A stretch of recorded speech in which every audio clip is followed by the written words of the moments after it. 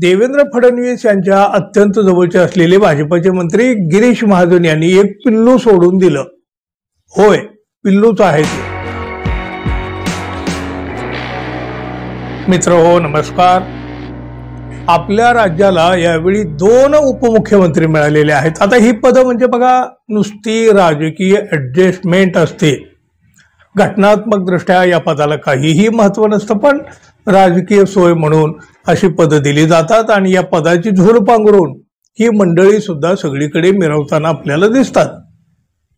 सत्तेच्या खुर्चीवर बसण्यासाठी भाजप जेवढी राजकीय ऍडजस्टमेंट करेल ना, तेवढी अन्य कुठल्याही पक्षाला जमणार नाही.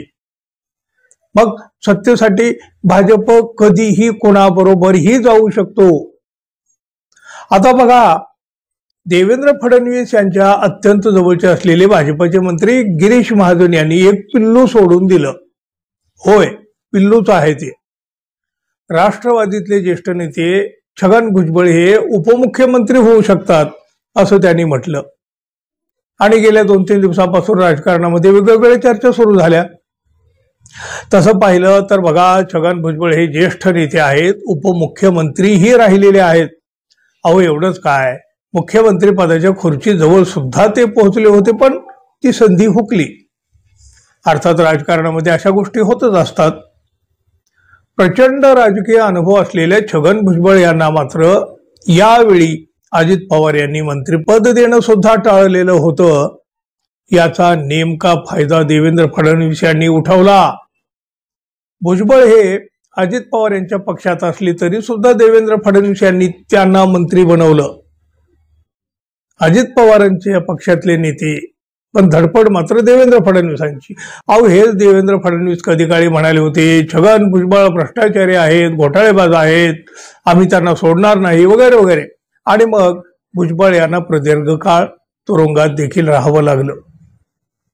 आता मात्र फडणवीस यांना छगन भुजबळ पवित्र वाटू लागलेले आहेत. असो, भुजबळ मंत्री झाले की पुन्हा नाशिकच्या पालकमंत्री पदाचा विषय चर्चेला आला आणि या चर्चेतूनच मंत्री गिरीश महाजन यांनी भुजबळ उपमुख्यमंत्री होऊ शकतात असं एक पिल्लू सोडून दिलं.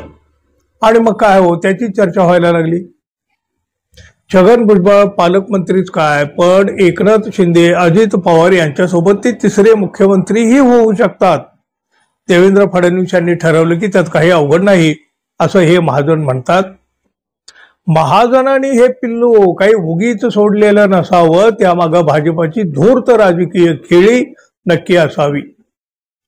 मराठ्यांना बाजूला ठेवून ओबीसीला जवळ करायचं ही तर भाजपाची भूमिकाच आहे.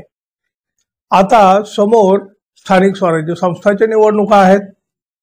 त्या निवडणुका महायुती बाजूला ठेवून स्वबळावर लढवल्या जाण्याची शक्यता आहे. कारण साधारणपणे फडणवीस यांचं तर ते मत आहे नव्हे, त्यांनी तसे संकेत सुद्धा आधी दिलेले आहेत.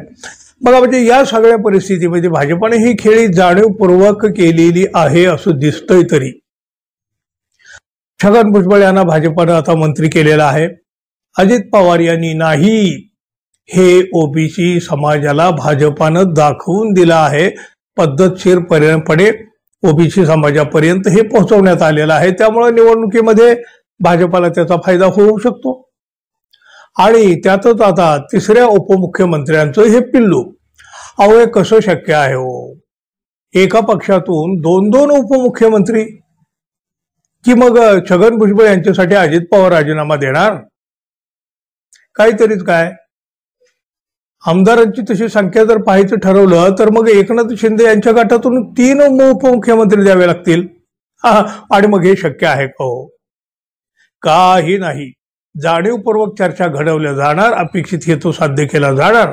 आणि पुन्हा आपण हे गमतीनं म्हणालो होतो, आपल्याला तसं काही म्हणायचं नव्हतं, आपल्याला असं म्हणायचं होतं, या अशा प्रकारे काहीतरी सांगितलं जाणार. एकूणच काय, फक्त झुलवा झुलवीचा राजकीय खेळ. आता याला फसायचं की याकडे उघड्या डोळ्यांनी पाहायचं हे आपण ठरवायचं. तुम्ही काय म्हणाल मित्रांनो, जरूर सांगा. आणि आपण अजून आपल्या चॅनलला सबस्क्राईब केलं नसेल तर कृपया सबस्क्राईब करावं ही अपेक्षा आहे. धन्यवाद. पुन्हा भेटू. तोपर्यंत नमस्कार.